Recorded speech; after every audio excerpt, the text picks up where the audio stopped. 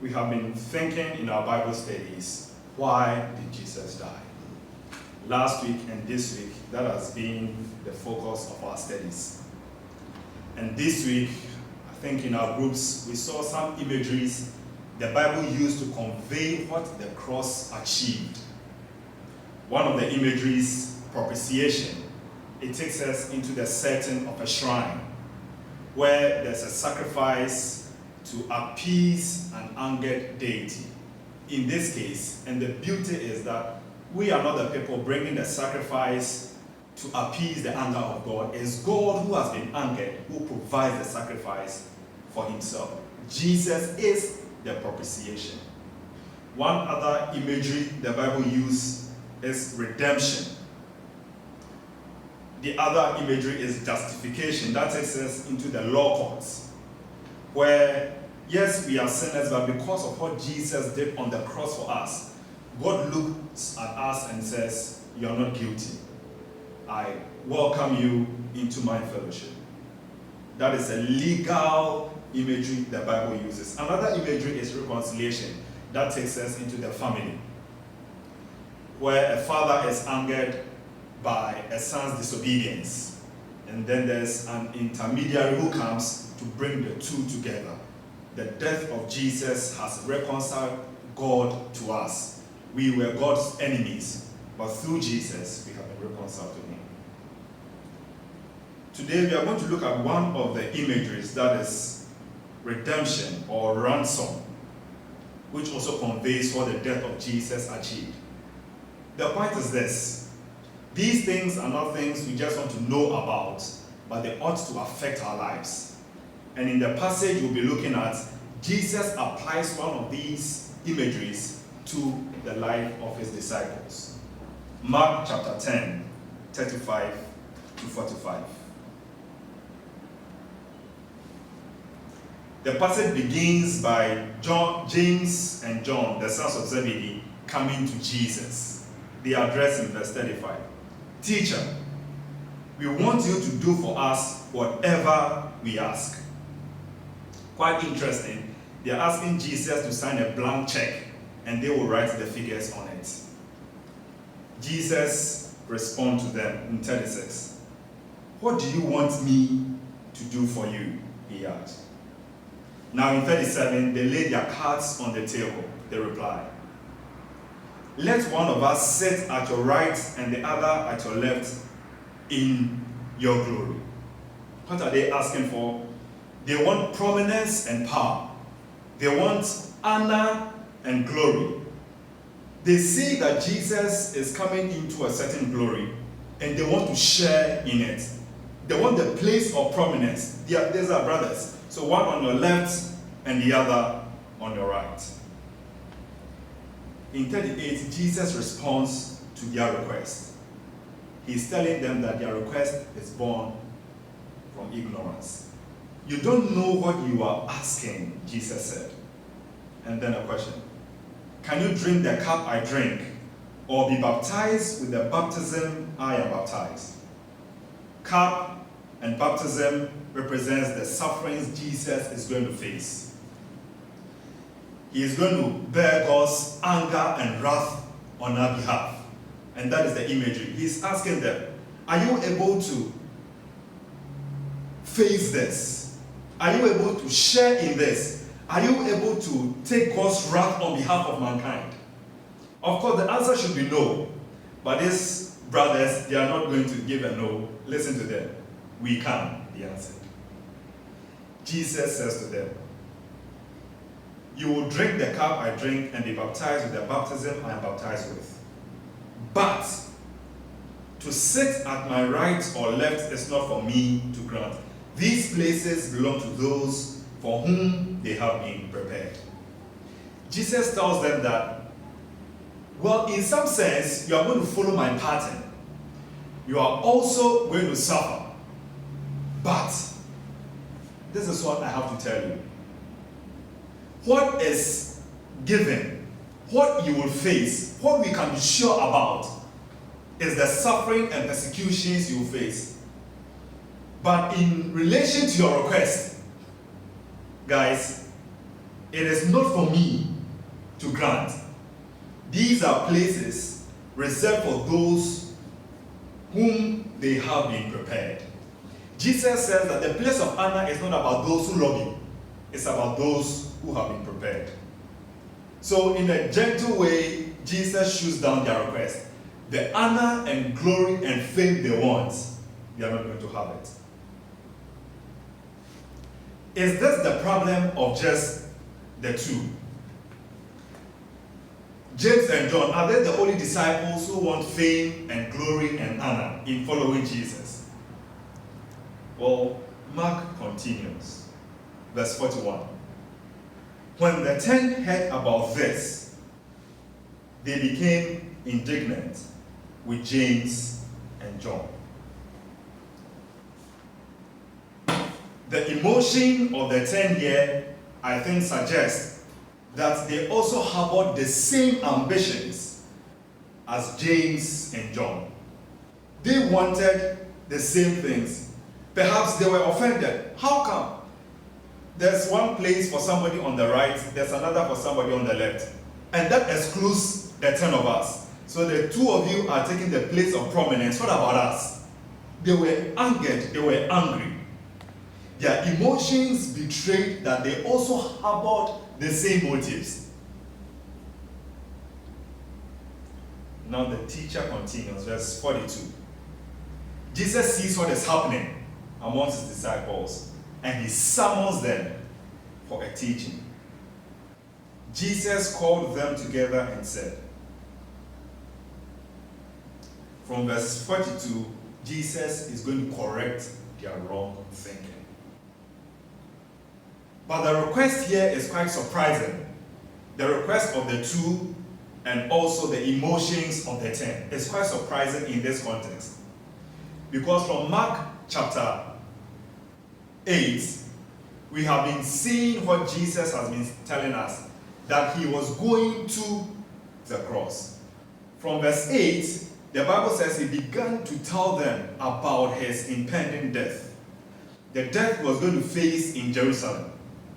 And this has happened not just once, not just twice, but 3 times. In fact, the section right before the passage we are looking at, in that section, Jesus predicts his death a 3rd time. It's in this backdrop that Mark records this request from the 2. Jesus is telling them about suffering, but they are thinking about glory.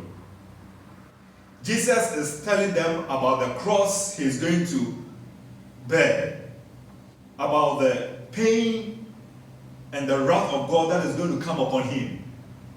And they are thinking about how they can be seated in places of honor and glory.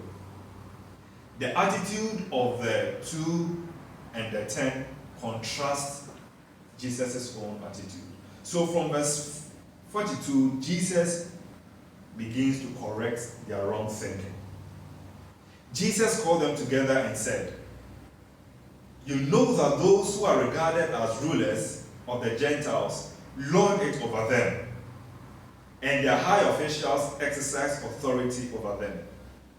Not so with you. Instead, whoever wants to become great among you must be your servant, and whoever wants to be first must be slave of all. Not so among you.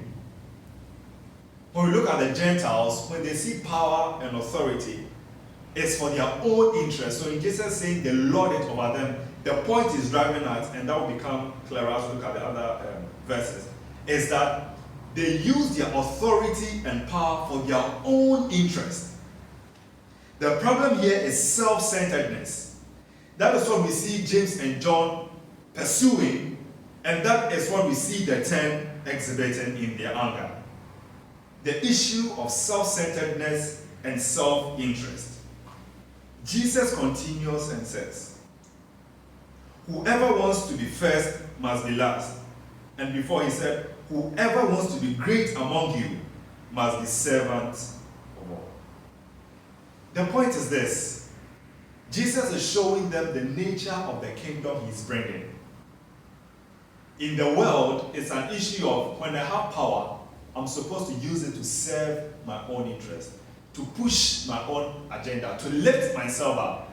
But Jesus says that in the kingdom, greatness looks like service. Glory looks like being a servant.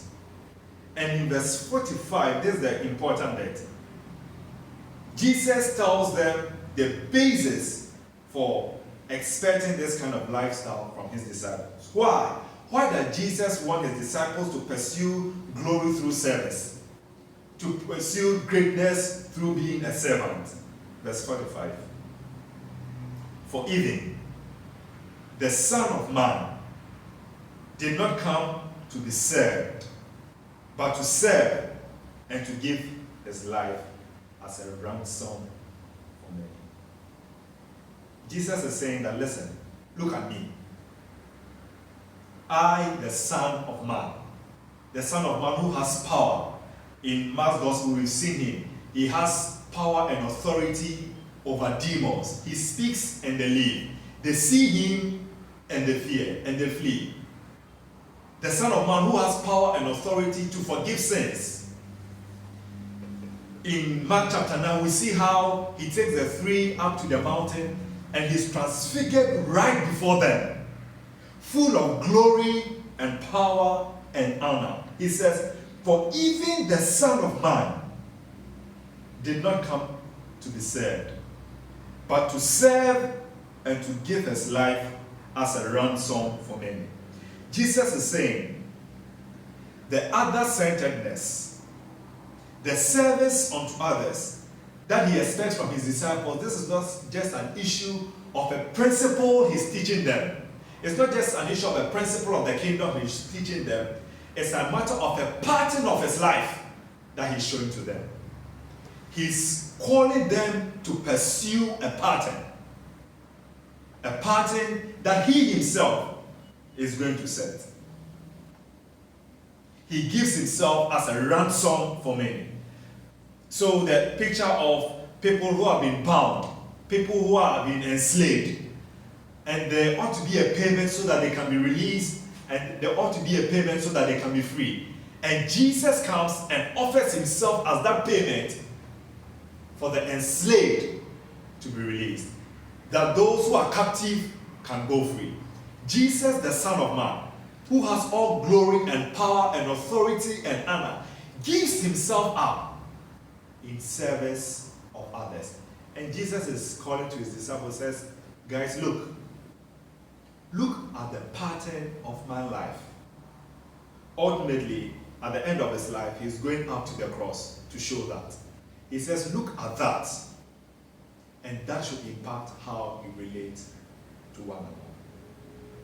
How you think about power, how you think about your authority, how you think about your influence. So let me ask us a couple of questions. How pervasive do you think self-seeking, self-centeredness, selfishness influences our interactions with one another? Do you think that it is just a problem of a few amongst us? What do you think? Well, the passage tells me how I should think about how pervasive self-centeredness is. In verse 35, we see the 2. In verse 41, we see the 10. So, in Jesus' disciples, it was not just 1 or 2 or 3 or 4 or 5 or 6 or 7 or 8 or 9 or 10 or 11. It was all of them.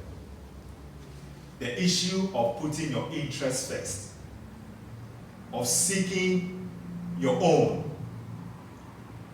is something that affected all the disciples. So again, how pervasive do you think this is amongst us? The reasoning is not that because all of Jesus' disciples here in Mark were self-centered, all disciples of Jesus are self-centered. That's not the reasoning. But it's giving us a way to think. that you are probably right if you see yourself as selfish and self-centered. We have this tendency. I'm part of an organization that trains students.